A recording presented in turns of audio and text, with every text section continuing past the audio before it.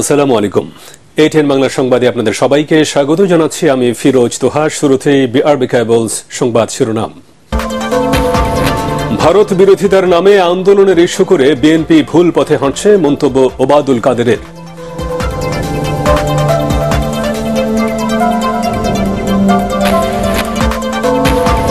ভারতের সাথে অসম চুক্তি, সীমাহীন দুর্নীতি নিয়ে সরকারের উপর চাপ সৃষ্টি লক্ষ্য, আন্দোলন জোরদার করতে চায় বিএনপি।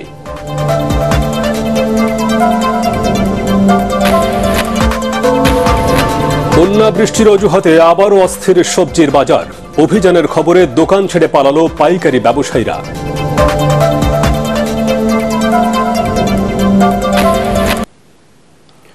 শুনছিলেন বিআরবি কেবলস সংবাদ শিরোনাম। এবারে বিস্তারিত সংবাদ।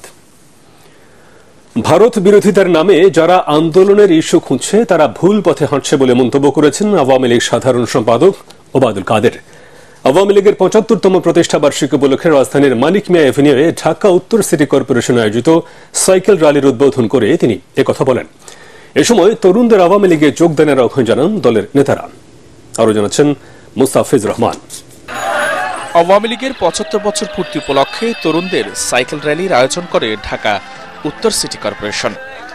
এতে অংশ নেন নগরীর কয়েকশো তরুণ। র্যালির উদ্বোধনী অনুষ্ঠানে সাইকেল চালান আওয়ামী লীগের কেন্দ্রীয় নেতারাও। এর উদ্বোধন করেন দলের সাধারণ সম্পাদক ওবায়দুল কাদের। এ সময় ভারতকে বাংলাদেশের পরীক্ষিত বন্ধু উল্লেখ করে অকারণে দেশটির বিরোধিতা না করতে বিএনপির প্রতি আহ্বান জানান ওবায়দুল কাদের।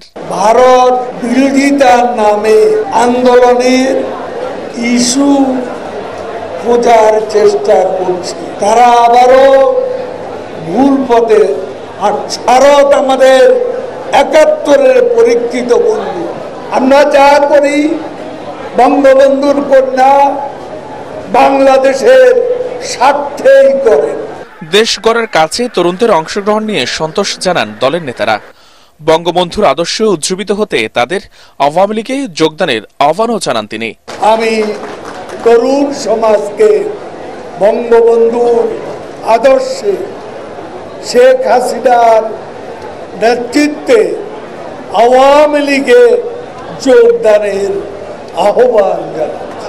সাইকেল র্যালিটি মানিক মিয়া এভিনিউ থেকে মিরপুর হয়ে ধানমন্ডি ৩২ নম্বরে গিয়ে শেষ হয়। পরে জাতির পিতার প্রতিকৃতিতে ফুল দিয়ে শ্রদ্ধা জানান তারা। মুস্তাফিজ রহমান, A10 বাংলা, ঢাকা। বেগম খালেদা জিয়ার মুক্তির ইস্যুকে কেন্দ্র করে আবারও নেতাকর্মীদের উজ্জীবিত করে রাজপথের আন্দোলন জোরদার করতে চায় বিএনপি। দলের সিনিয়র নেতারা জানান, ভারতের সাথে অসম চুক্তি, দুর্নীতি, দ্রব্যমূল্যের ঊর্ধ্বগতির মতো জনসম্পৃক্ত ইস্যুতে পর্যায়ক্রমে নানা কর্মসূচি নিয়ে সরকারের উপর চাপ সৃষ্টি করতে চান তারা। A10 বাংলাকে তারা আরও বলেন, সেই সাথে দ্রুত বিএনপি ও অঙ্গ সংগঠন পুনর্গঠন প্রক্রিয়াও চলবে। মইনুল হাসানের রিপোর্ট। দীর্ঘদিন পর দলীয় প্রধান বেগম খালেদা জিয়ার মুক্তির দাবিতে রাজপথে নামছে বিএনপি। এরই মধ্যে মহানগর জেলা পর্যায়ে সমাবেশের কর্মসূচিও ঘোষণা করা হয়েছে।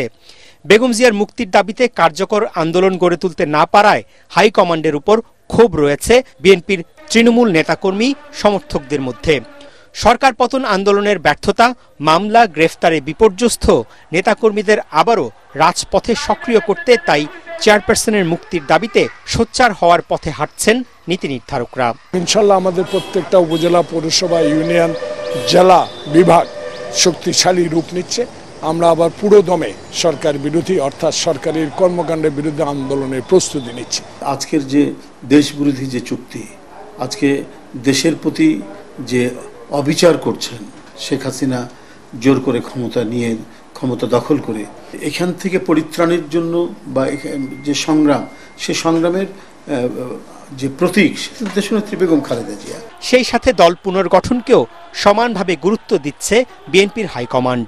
বিলুপ্ত ও মেয়াদোত্তীর্ণ কমিটি পুনর্গঠন দ্রুতই শেষ হবে বলে জানান সিনিয়র নেতারা। কিছু ঘুণে ধরা আমরা নেতা আছি বা যারা পদে আছি তারা আসলে ঘুণে ধরে গেছে, তাদেরকে সরিয়ে যদি নতুনকে আনা হয়, নতুন প্রজন্মকে আনা হয়, আমি এটাকে স্বাগত জানাই। সেই কমিটি তো একটা সংগঠনের, বৃহত্তর সংগঠনের ইঞ্জিনের মতো। তো ইঞ্জিন যদি সংগঠনের সাথে জোড়া না লাগে তো এটা তো চলমান হবে না, প্রবাহমান হবে না। তো সুতরাং খুব শীঘ্রই কমিটিগুলো দেওয়া হবে। তবে নানা কারণে বৈরী পরিস্থিতিতে সহসাই দলের জাতীয় কাউন্সিল করা সম্ভব হবে না বলেও মনে করেন তারা। মইনুল আহসান, এটিএন বাংলা, ঢাকা। বন্যা বৃষ্টির অজুহাতে রাজধানীর সবজির বাজার আবার অস্থির হয়ে উঠেছে। দু একটি সবজি বাদ দিয়ে বেশিরভাগই বিক্রি হচ্ছে কেজি প্রতি ৮০ টাকারও বেশি দামে। টমেটো আর গাজর কিনতে হচ্ছে ১৫০ টাকায়। এদিকে অভিযানের খবরে দোকান ছেড়ে পালিয়েছে আলুর পাইকারি ব্যবসায়ীরা। এছাড়া এখনও চড়া ডিম ও পেঁয়াজের দাম। রিপোর্ট করছেন আদ্দিন সজীব। ক্রেতারা খুঁজছে আলুর দোকানিকে। একটি দুটি দোকান নয়, ছুটির দিনে রাজধানীর কাউরান বাজারে আলুর আড়তে পাইকারি ব্যবসায়ীরা হঠাৎ উধাও। আপনারা ক্যামেরাওয়ালারা আইছেন, ওখানে আলুর কোনো মাহাজন না। হঠাৎ করে কই গেল? কাস্টমার তো আমি, বিক্রেতা তো নাই, একজনও নাই। দেখেন প্রতিটা জায়গায় ফাঁকা। সে দোকানদার থাকবে, দোকান ফালাই যাবে কেন? বিভিন্ন সময়ে সাংবাদিকদের উপস্থিতি কিংবা সরকারি সংস্থাগুলোর অভিযানের খবরে বিক্রেতাদের পালিয়ে যাওয়ার ঘটনা পুরনো। আলু তো আমরা দেখলাম পাইকারি ৪৫ টাকা পেয়েছি, সাদাটা লালটা দুটোই পাইকারিতে ৪৫ টাকা কেজি পেয়েছি। ভোক্তা অধিকার সংরক্ষণ অধিদপ্তরের ভাষায় আলুর দাম কিছুটা নেমেছে, কেজি প্রতি ৪৫ টাকা। যদিও ব্যবসায়ীদের তথ্য ভিন্ন, পাইকারিতে কেজি প্রতি ৫২ থেকে ৫৬ টাকা পর্যন্ত। ৪৫ টাকা দিন খাইতার মধ্যে খাইবার মধ্যে খালাই দিব এই আলুটি। তবে বন্যা বৃষ্টির অজুহাতে সবজির বাজার আবারও নিয়ন্ত্রণের বাইরে চলে যাচ্ছে। করলা, বেগুন, বরবটির কেজি ৮০ টাকা বা তারও বেশি। টমেটো, গাজর ১৫০ থেকে ১৬০ টাকা কেজি। করলা এবং উস্তা হলে আপনার হলো ১০০ থেকে ১১০ টাকা কেজি। অস্বাভাবিকভাবে বেড়ে গেছে, সবকিছুতে দাম বেশি। আজকে একদম দিয়ে কিনবেন, কালকে এসে আর একদম পাবেন। এখনো চড়া ডিমের দাম ডজন ১৪৫ টাকা। ব্রয়লার মুরগি কেজি প্রতি কিনতে হচ্ছে ১৭০ টাকায়। আদ্দিন সজীব, এটিএন বাংলা, ঢাকা। আন্তর্জাতিক মানদণ্ড না মেনেই বেশিরভাগ জাহাজ সমুদ্র পথে চলাচল করছে বলে অভিযোগ করেছেন নাবিকরা। নিরাপত্তার জন্য আর্মড ফোর্সের সহায়তা নেওয়ার পরামর্শ সমুদ্র পরিবহন অধিদপ্তরের কর্মকর্তাদের। পরিস্থিতি মোকাবিলায় সক্ষম করে তুলতে নাবিকদের প্রশিক্ষণ দেওয়া হবে বলে জানিয়েছেন সংস্থাটির মহাপরিচালক। মিজান শাহজাহানের রিপোর্ট। ১২ই মার্চ সোমালিয়ান জলদস্যুদের কবলে পড়ে বাংলাদেশের পতাকাবাহী জাহাজ এমবি আবদুল্লাহ। মুক্তিপণ দিয়ে ৩২ দিন পর মুক্ত হন ২৩ নাবিক। সরকারি ৮টি সহ শখানেক বাংলাদেশি জাহাজ আন্তর্জাতিক নৌপথে পণ্য আনা নেওয়া করে। এমবি আবদুল্লাহর নাবিক এবং তাদের পরিবারের সদস্যদের আতঙ্ক কেটে গেলেও আন্তর্জাতিক নৌরুট কি নিরাপদ হয়েছে? এরিয়াটা নির্ধারণ করা আছে কতটুকু এরিয়া রিস্কি। সেখানে সামনে এবং পিছনে এবং সাইডে বিভিন্ন দেশের নৌবাহিনীর জাহাজগুলো, এই বাণিজ্যিক জাহাজগুলোকে এসকর্ট করে এই নিরাপদ এরিয়া তারা নিয়ে যান। নাবিকরা বলছেন, বাংলাদেশের জাহাজ মূলত এশিয়া, আফ্রিকায় চলাচল করে, তাই আফ্রিকায় যেতে চাইলে সোমালিয়ার ঝুঁকিপূর্ণ এলাকাটি এড়িয়ে যাওয়া সম্ভব নয়। আমাদের যে আইএমও গাইডলাইন আছে, ওই গাইডলাইন অনুযায়ী যে সেফটি সিকিউরিটি ফলো করতে, ওটা ফলো করতে হবে 100%। গালফ অফ এডেন এবং ওয়েস্ট আফ্রিকার যে আপনার অংশটা, এই অংশটাই মূলত হাই রিস্কের এরিয়াগুলোর মধ্যে সবচেয়ে হট জোন। জাতিসংঘের শান্তিরক্ষী মিশন সোমালিয়ার যে জলদস্যু বাহিনীর বিরুদ্ধে ক্ষুদ্র একটা অ্যাকশন নিয়ে যায়, এটা সম্পূর্ণভাবে এটা নির্মূল হবে। আবদুল্লাহ জিম্মির পর নাবিকদের নিয়ে নতুন করে চিন্তা ভাবনা করছে সমুদ্র পরিবহন অধিদপ্তর।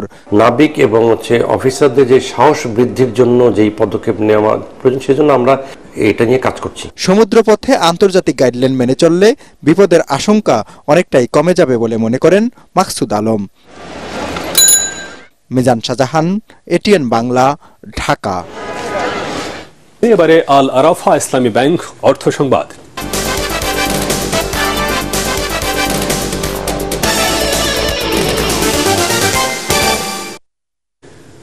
নওগাঁয় জমে উঠেছে আমের বাজার।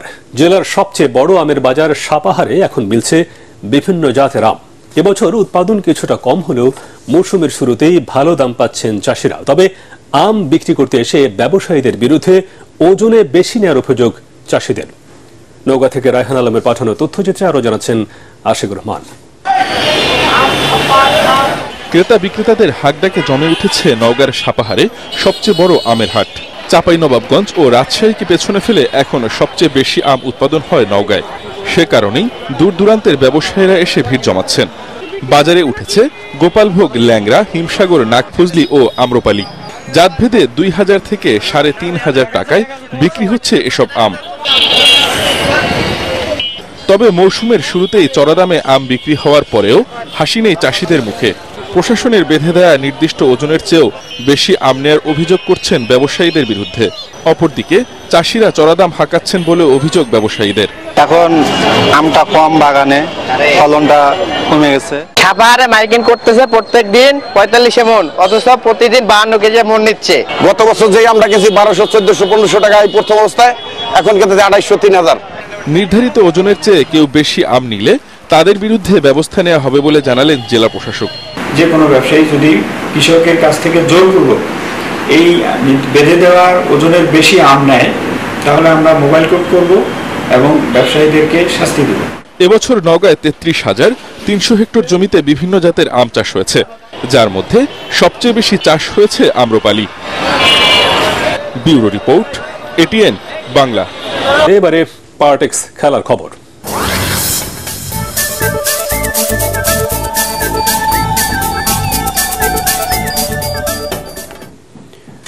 এবারে টি-20 বিশ্বকাপে প্রাপ্তির চেয়ে ব্যর্থতা বেশি ছিল বলে জানিয়েছেন বাংলাদেশের সহ অধিনায়ক তাসকিন আহমেদ।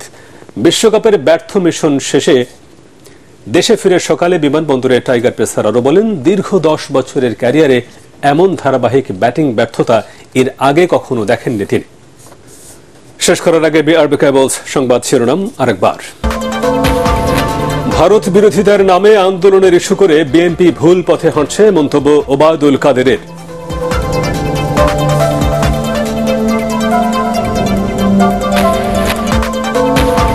ভারতের সাথে অসম চুক্তি, সীমাহীন দুর্নীতি নিয়ে সরকারের উপর চাপ সৃষ্টি লক্ষ্য, আন্দোলন জোরদার করতে চায় বিএনপি।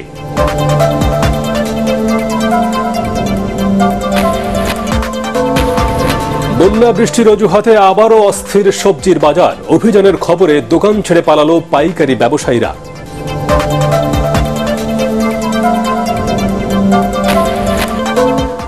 পরবর্তী সংবাদ দেখার আমন্ত্রণ জানিয়ে এখনকার মতো শেষ করছি। এটিএন বাংলার সংবাদ ইউটিউবে দেখতে ব্রাউজ করুন youtube/ATN বাংলা নিউজ। ধন্যবাদ সবাইকে।